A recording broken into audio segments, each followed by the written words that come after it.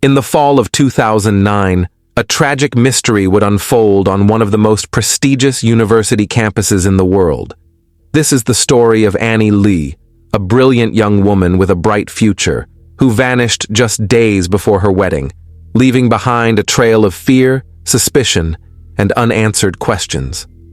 What began as a missing person case quickly became a haunting investigation, with twists and details that would shock the nation and leave her friends, family, and an entire university community devastated.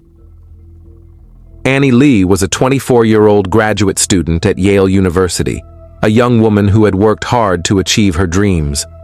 Born to a Vietnamese-American family in California, Annie was admired for her intelligence, kindness, and warm smile.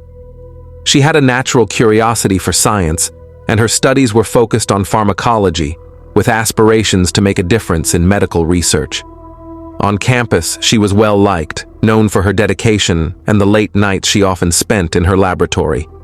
Annie was also a young woman in love, engaged to her fiancé, Jonathan Wadowski, with whom she was excited to start a new chapter of life.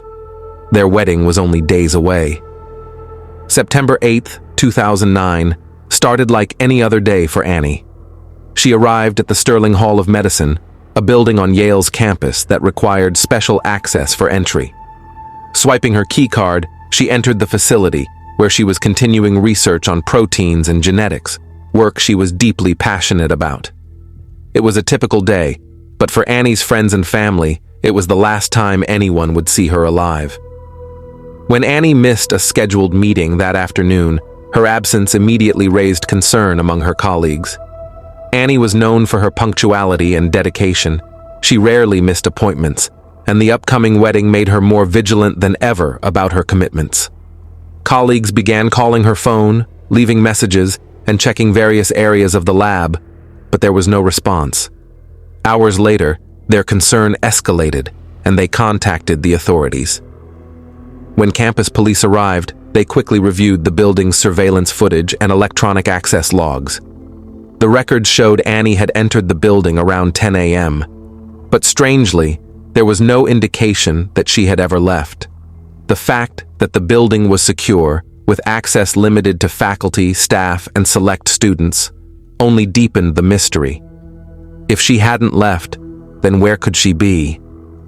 News of Annie's disappearance spread quickly through campus, creating a mix of concern and fear among students and faculty alike.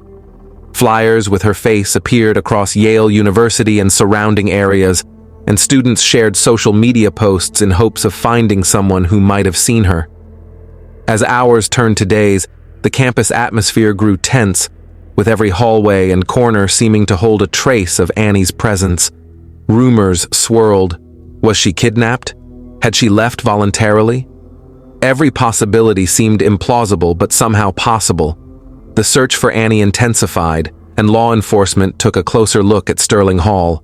The building was a complex web of rooms, corridors, and hidden utility spaces, with restricted access areas that Annie was authorized to enter. With the stakes so high, the police conducted an exhaustive search, combing through every lab and storage space, leaving no area untouched. Specialized K9 units were brought in to track any scent trails that might lead them to clues, while officers and forensic teams worked around the clock to uncover anything that could reveal her whereabouts. As the investigation unfolded, detectives came across several unsettling details. They noticed small drops of blood on a wall near a storage area and other items that seemed out of place. In a building filled with high-security measures, finding bloodstains sent a wave of dread through the investigative team. This wasn't a random disappearance. Something had gone terribly wrong. The detectives turned their attention to the people who had access to the building. Among the small circle of individuals was a lab technician named Raymond Clark. Clark, a 24-year-old who worked on the cleaning and maintenance of the lab areas, was known as someone who kept to himself. He was efficient in his duties, often seen tidying up around the labs, but there was something about him that raised suspicion among the investigators. Clark had access to the lab at the time of Annie's disappearance, and detectives began to notice small details that set off alarm bells. For one, Clark had shown an unusually keen interest in the condition of certain areas in the lab. He was seen meticulously scrubbing floors and walls, an act that seemed normal at first, but quickly took on a more ominous tone. As investigators dug deeper, they requested DNA samples from Clark and other employees who had access to the building. In the meantime, they continued to examine the Sterling Hall building, leaving no corner unsearched. Days passed, and the entire campus was on edge. Every student, faculty member, and resident was haunted by the mystery of what could have happened to a promising young woman like Annie.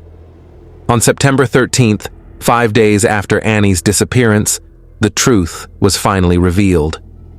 Inside a hidden utility space in the basement, behind a wall panel, officers found Annie's body. She had been the victim of an act of violence, and her life had been tragically cut short.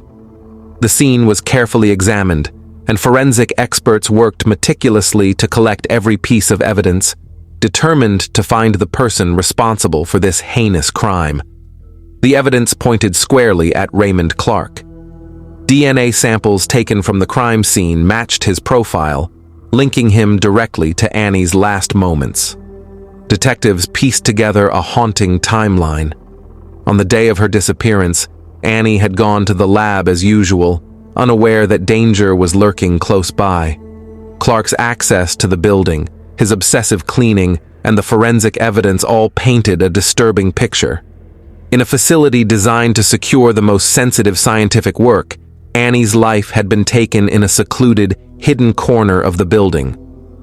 As the investigation concluded, Clark was arrested and eventually brought to trial. He pleaded guilty, sparing Annie's family and friends from reliving the trauma through a lengthy courtroom battle. He was sentenced to 44 years in prison, a sentence that would hold him accountable but could never undo the profound loss felt by all who knew Annie. In the wake of this tragedy, Annie's family, friends, and the entire Yale community struggled to cope with the shock and sorrow.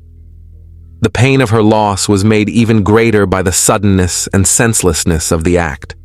She had been on the brink of a life filled with promise, love, and purpose, and her dreams had been cruelly stolen in an instant. Yale University responded by strengthening its campus security measures, implementing new protocols to ensure the safety of its students and staff. Annie's memory lives on as a symbol of resilience and hope. Her family and friends remember her as a bright light, a young woman with boundless potential who was taken too soon. In her honor, Yale established the Annie Le Fellowship, supporting other students in their scientific research, a tribute to the dedication she showed in her work and the difference she had hoped to make in the world.